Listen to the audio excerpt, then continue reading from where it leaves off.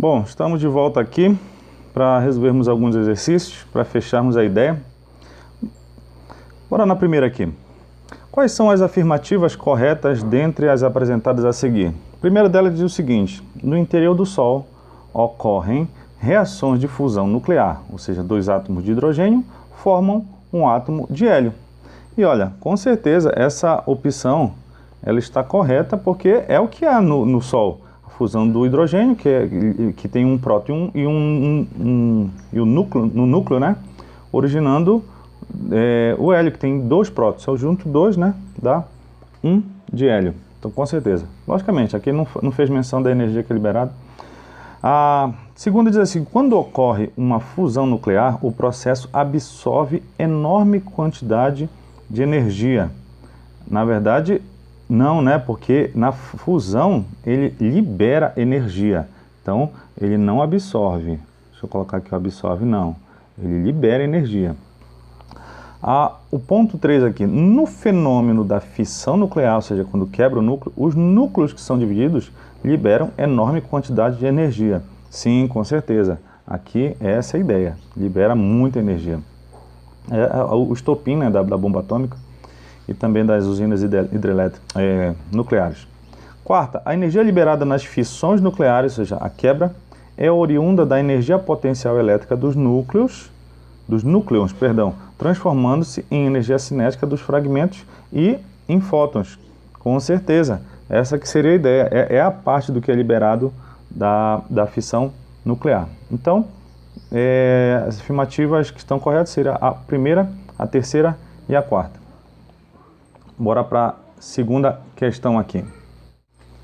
Bom, a segunda diz o seguinte: analisa as seguintes afirmativas e dê o somatório dos números referentes às proposições corretas. A primeira diz assim: na reação em cadeia, na fissão do urânio 235, podemos considerar que o nêutron seja o produto de uma reação e que ele vai servir de reagente para as outras reações posteriores. Sim, com certeza. A gente viu que quando há a fissão do urânio, ele gera três nêutrons que vão justamente produzir a reação em cadeia. Esses três vão procurar outro núcleo de urânio para poder recomeçar a reação.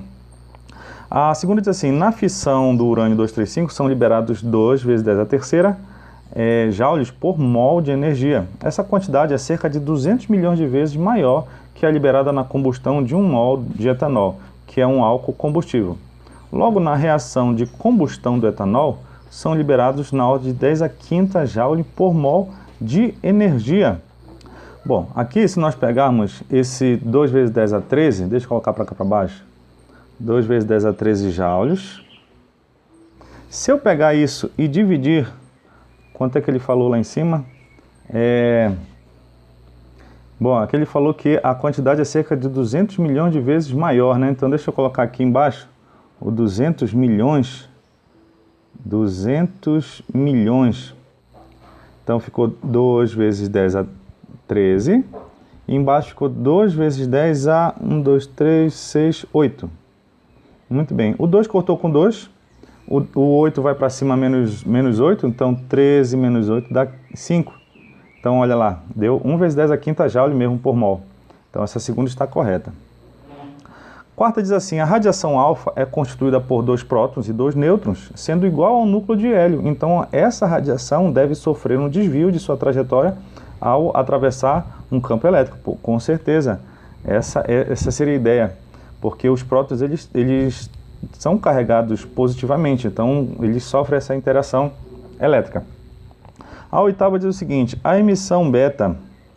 Cadê o final dela? A emissão beta é originária dos núcleos de átomos radioativos, sim, tudo lá no núcleo. Quando um núcleo emite uma partícula beta, o seu número atômico aumenta em uma unidade. Estranho, né? Isso porque o nêutron se desintegra fornecendo um próton e um elétron. Beleza? Esse elétron é emitido em altíssima velocidade, constituindo a emissão beta. Portanto, a trajetória de uma radiação beta não sofre qualquer desvio ao atravessar um campo elétrico. Muito bem. Beleza, o número atômico ele aumenta de uma unidade, porque o elétron ele tem a carga -1. Mas só que ele sofre sim. desvio, porque ele tem carga, certo? Então, esse foi o problema aqui dessa alternativa aqui. Então, nós temos aqui 1, 2 e 4. 4, 6, 8. 7, né? 1 mais 2 mais 4 seria a resposta da questão, né? 1 mais 2 mais 4 dá 7. Ele pediu para somar, né, tudo? Bora para mais uma aqui. E essa diz o seguinte: no ano de 1987 ocorreu um acidente envolvendo a radioatividade em Goiânia. Uma cápsula contendo do Césio-137 foi violada, contaminando algumas pessoas e o ambiente em que ocorreu o incidente, né, tudo isso. A meia-vida desse elemento é de 30,2 anos, ou seja, a quantidade de átomos radioativos existente numa amostra reduz-se à metade nesse intervalo de tempo. Essa é a proposta de meia-vida.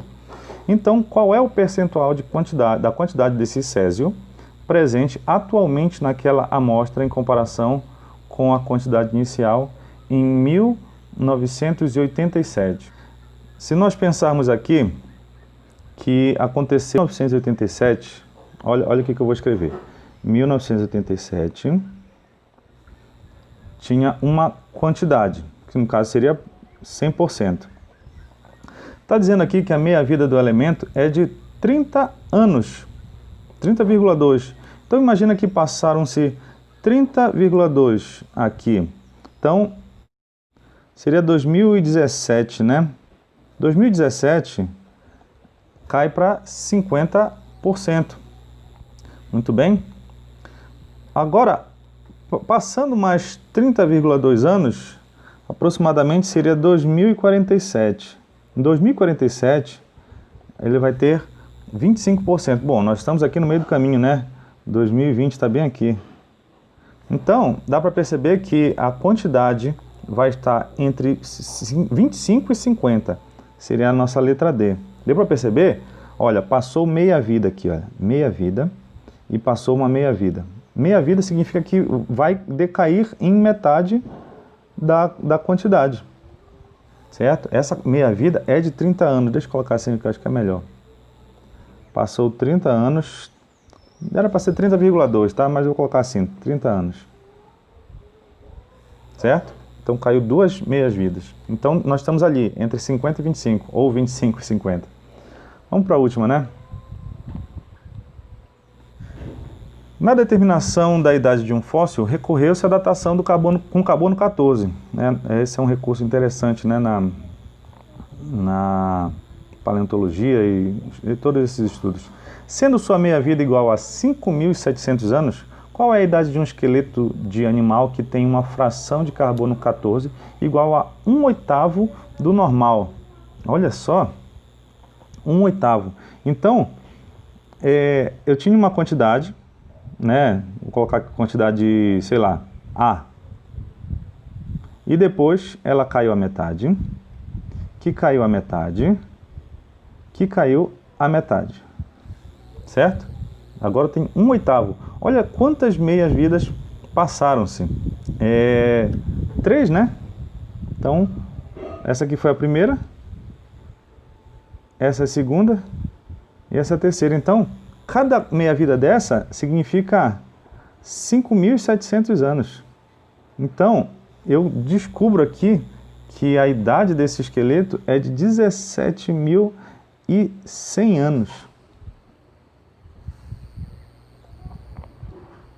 Certo? É assim que funciona a ideia de meia-vida. Bom, essa seria a ideia dos nossos exercícios. Deixei também alguns para vocês fazerem. Aproveite e se divirtam. Bons estudos!